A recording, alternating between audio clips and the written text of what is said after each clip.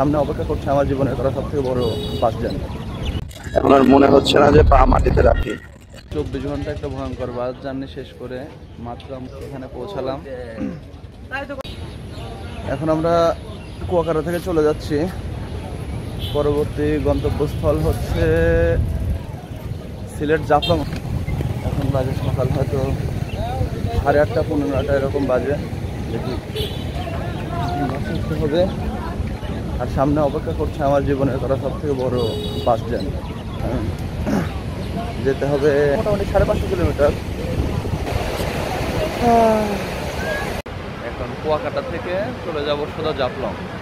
জাফলং এখান থেকে যদি ম্যাপে দেখি, ম্যাপে দেখাচ্ছে হচ্ছে 550 কিলোমিটার।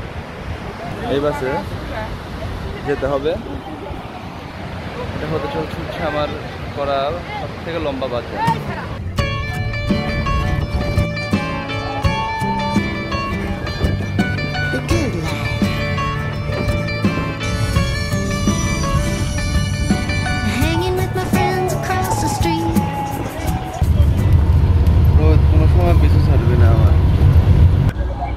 জুম্মার নামাজের জন্য আমাদের বিরতি দিল এখানে রাস্তার পাশে এই মসজিদ প্লাস মাদ্রাসা দেখে।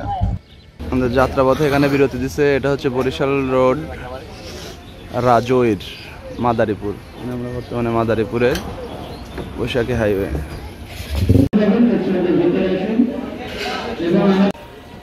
এখন আছি হচ্ছে আমরা ভাঙ্গা মোড়ে। আমরা এখানে ভাঙ্গার মোড়ে চা বিরতি দিছি। এটা হচ্ছে দক্ষিণবর্গের পাতিসহ চা।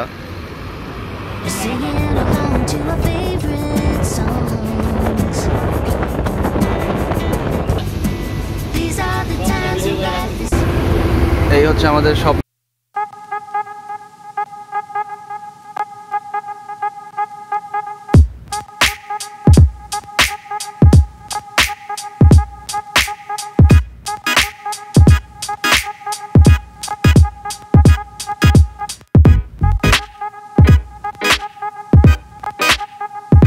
হচ্ছে নারায়ণগঞ্জে। এই বাস থেকে নামবো করে এখন পর্যন্ত নামা হয় নাই। এই সকাল 9টা থেকে শুরু করে সন্ধ্যা 7টা, এই মোটামুটি 10 ঘন্টা এখনো বাসের মধ্যেই আছি। মাঝখানে শুধু ব্রেক দিয়েছিল হচ্ছে নামাজের বিরতি, 1টার সময় একটা ব্রেক দিয়েছিল। আর তার একটু পরে মানে 2:20 থেকে আমাদের জোড়াজোড়িতে একটা ব্রেক দিয়েছিল। এটা ছিল হচ্ছে হোটেল বিরতি। এখন আমরা যারা বাজারে যে কজন ছিলাম তারা মোটামুটি খাইছি, ওখানে হোটেলে গিয়ে খাইছি। আর অন্য যারা ছিল অন্যান্য সাইডের মকিমপুর, রশিদপুরের এই সাইডের যারা ছিল, ওদের প্ল্যান ছিল কি পদ্মা সেতুতে বিকাল 4টার থেকে থামবো, এখানে রান্নাবান্না করবো, রান্নাবান্না করে ওখানে খাওয়া দাওয়া করবো। কিন্তু এমন একটা অবস্থা যে পদ্মা সেতুতে আসার পরে আর রান্নার কোনো পরিবেশ নাই। ওখানে যারা দায়িত্বপ্রাপ্ত ছিল তারা আসলে রান্না করতে দেয় নাই। এখন এই পদ্মা সেতুতে ওঠার পর থেকে এই যে চলছে, এই নারায়ণগঞ্জ পর্যন্ত চলে আসছে। আমরা এখন পর্যন্ত রান্নার কোনো সুযোগও পাই নাই, কোনো থামারও সুযোগ পাই নাই যে যেখানে থেমে একটু রান্না বান্না করবো কি পানি খাবো, এরকম কোনো সুযোগ হয় নাই, কোনো বিরতির স্পট পাই নাই। এখন আমরা যারা দুপুরে খাইছিলাম তাদের তো সমস্যা নাই, হয়তো পকেট থেকে 50-60 টাকা করে গেছে। কিন্তু যারা খায় নাই ওদের অবস্থা খারাপ, সবাই মারামারি শুরু করে দিছে। দেখা যাক রান্না করতে হতে কয়টা বাজে। এখন বাজে হচ্ছে রাত 2:30। আমাদের জার্নি করা শুরু থেকে মোটামুটি 16.5 ঘন্টা চলছে। এখন আর মনে হচ্ছে না যে পা মাটিতে রাখি। 4-5 ঘন্টা এখন কিভাবে থাকবো আল্লাহ জানে।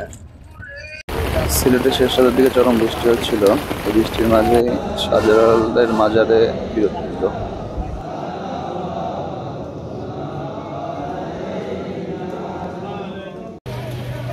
আমরা এখানে ঘুরছি এই যে মাজার গেটের সামনে,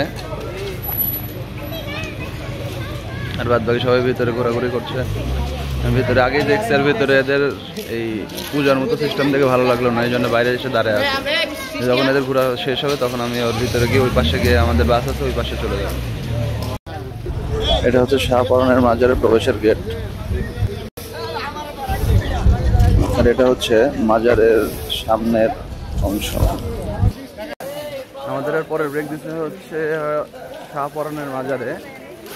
এখন আমরা মাজারের ভেতরে ঢুকবো, ঢুকে হয়তো 10 মিনিটের ব্রেক, 10 মিনিটের মধ্যে দেখে আবার পরবর্তী স্পটের জন্য রওনা দেবো। এখানে মুকুট রাখার কারণ কেউ জানি না আমরা। সাপড়ন বাজার ঢুকতে ঢুকতেই শেষ হয়ে গেল স্পট, এটাও শেষ। এখন আবার চলে যাব। এখন বাজে হচ্ছে সকাল 7:20। আমাদের সাপড়নের মাজারটা দেখা শেষ। এখান থেকে যাব হচ্ছে জাফলং, এটা মোটামুটি 50 কিলো মনে হয় দেখলাম। টাইম লাগবে 1 ঘন্টার মতো, মানে হয়তো 7:20 বাজে, তো 8:30টার দিকে গিয়ে পৌঁছাবো ইনশাল্লাহ। কালকে সকাল 9টায় কুয়াকাটা থেকে রওনা হয়েছি। আজকে এই মাত্র এসে বাস থামলো, এখন বাজে সকাল 9টা। এই 24 ঘন্টা একটা ভয়ঙ্কর বাস জার্নি শেষ করে মাত্র আমরা এসে সুন্দর একটা জায়গা জাফলং এখানে পৌঁছালাম।